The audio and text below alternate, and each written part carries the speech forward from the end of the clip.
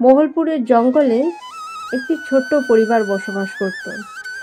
ছোট্ট টোনা, যার বয়স ছিল মাত্র 8 বছর।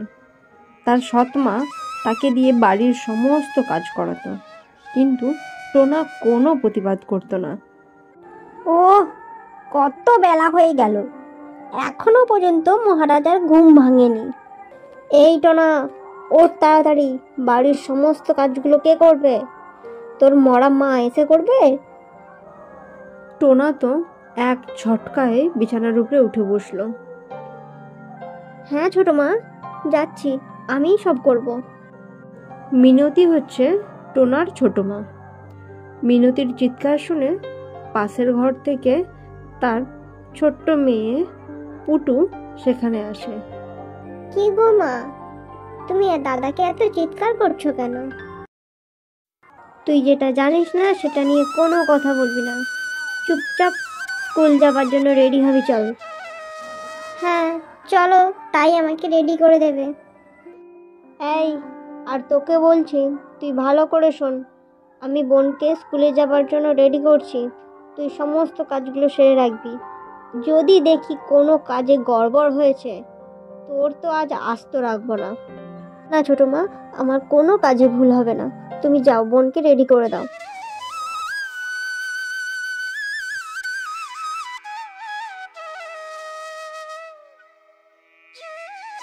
এই, বোনকে রেডি করে দিয়েছি, যা স্কুলে পৌঁছে দিয়ে আয়। হ্যাঁ, এই যে যাচ্ছি। টোনার ছোট মা তাকে ভালো মতন খেতেও দিত না, শুধুমাত্র তার উপরে সারা সংসারের কাজের ভার চাপিয়ে দিয়ে নিজে নিশ্চিন্তে বসে থাকে। টোনা সারাদিনের কাজ সেরে বোনকে স্কুলে দিতে যেত, আবার স্কুল থেকে আনতে যেত।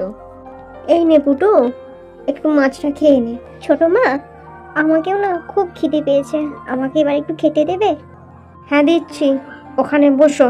এই বলে টোনাকে শুধুমাত্র ডাল আর ভাত দিয়ে দিল, মাছ দিল না। ও কি মা, তুমি আমাকে 2টো মাছ দিলে আর দাদাকে একটাও মাছ দিলে না? আমার থেকে একটা মাছ দাদাকে দিয়ে দাও। তোকে অত পাকামো করতে হবে না, তুই তোর চিন্তা কর। চুপচাপ খাইয়ে দিচ্ছি, খেয়ে দিয়ে উঠে যায় এখান থেকে। বাবা আসুক না, আমি সব কথা বলে দেবো। তুমি দাদাকে দিয়ে সারাদিন খাটাও, ভালো মতন খেতেও দাও না। এই, বেশি পাকামো করলে না এক চাটি মারবো। চুপচাপ খেয়ে দিয়ে এখান থেকে উঠে যা। এই বলে পুটুকে মারতে থাকে। তার দাদা তো পুটুকে খুব ভালোবাসে, দুজনের নয়নের মণি। বোনকে মারছে দেখে টোনা বলে, ছোট মা, ওকে মেরো না, আমি ডাল ভাতই খেয়ে নেব। সেদিন ছিল পুটুর জন্মদিন। টোনা সারা বাড়ি পরিষ্কার করছে। সেই সময় তার ছোট মা এসে বলে, টোনা, যা গরুর কাছ থেকে দুধ নিয়ে আয়, বোনের জন্য পায়েস রান্না করব, তাড়াতাড়ি যা। টোনা ছোট মায়ের কথা মতো গায়ে ধুয়ে দুধ নিয়ে থেকে বাড়ি আসে। বালতিটা ছিল খুব ভারী, তাই টোনার পা হোঁচট খেয়ে সব দুধ পড়ে যায়। যা, সব দুধ পড়ে গেল মাটিতে। এখন ছোট মা বনুর জন্য পায়েস কিভাবে বানাবে? তার চিৎকার শুনে বাড়ির ভেতর থেকে বাড়ির বাইরে আসে। সর্বনাশ করেছে, সব দুধকে মাটিতে ফেলে দিয়েছে। তুই তো এটাই চেয়েছিলি, যাতে বনুর পায়েসটা আমি না বানাতে পারি। ঠিক আছে, তুই যদি ওটাই চেয়ে থাকিস, তাহলে তোরও আজকে সারাদিনের খাওয়া বন্ধ। বলে তার ছোট মা সেখান থেকে চলে যায়।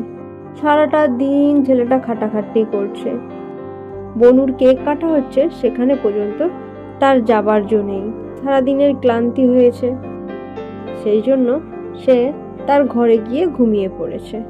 আর এদিকে পুটু ভাবছে, দাদা তো কেক কাটার কাছে এলো না, আর সারাদিন মা কিছু খেতেও দেয়নি। যাই, দাদাকে একটু কেক খাইয়ে আসি। এই বলে কেকটা একটু কেটে প্লেটে করে নিয়ে বেরোলো দাদার সন্ধানে। দাদা, ও দাদা, তুমি কোথায়? তোমার জন্য কেক এনেছি। আর ঠিক সেই সময় একটা ক্ষুধার্ত ভয়ানক শেয়াল জঙ্গল থেকে খাবারের সন্ধানে টোনাদের বাড়ির পাশে এসে দাঁড়ায়। যখনই পুটুর গলা পেয়েছে, তখনই সে একটি ঝোপের আড়ালে লুকিয়ে পড়ে, অপেক্ষা করে কখন পুটু বাড়ির বাইরে আসে। আর পুটু বেচারা দাদার সন্ধান করতে করতে বাড়ির বাইরে এসে পৌঁছয়। সেই মুহূর্তে শেয়ালটা পুটুর উপর ঝাঁপিয়ে পড়ে, পুটুর পা ধরে টানতে টানতে নিয়ে যাচ্ছে। আর পুটু চিৎকার করতে করতে বলছে, দাদা, মা, কে কোথায় আছো? কে কোথায় আছো? বাঁচাও আমাকে, বাঁচাও। পুটুর গলা পেয়ে টোনার ঘুম ভেঙে যায়। বনুর গলা না? বনু, কি হয়েছে তোর? সেও বাড়ির বাইরে বেরিয়ে আসে, এসে দেখে একটা ভয়ানক শেয়াল তার বনুর পা ধরে টানতে টানতে বন জঙ্গলের দিকে নিয়ে চলে যায়। ছুটতে গিয়ে একটি পাথর ছুঁড়ে মারে শেয়ালটির মাথা। শেয়ালটি বনুকে ছেড়ে দিয়ে জঙ্গলের ভিতরে চলে যায়, কোলে করে তুলে নিয়ে আসে। অনেকটা রক্ত বেরোয়। তারপর সবাই বাড়ির ভেতর থেকে বাইরে বেরিয়ে এসে পুটুর এই অবস্থা দেখে এবং টোনার কাছ থেকে সমস্ত ঘটনাটা জানতে পারে। তখন টোনার ছোট মা মনে মনে খুব আফসোস করে, কারণ টোনাকে সে এক চোখেও দেখতে পারতো না। তারপর থেকে টোনাকে খুব ভালোবাসে এবং সুখে শান্তিতে বসবাস করে। তো তোমরা কি ছোটদের মতো এইরকম সুন্দর সুন্দর কার্টুন দেখতে পছন্দ করো? তাহলে আমাদের কমেন্ট বক্সে জানিও।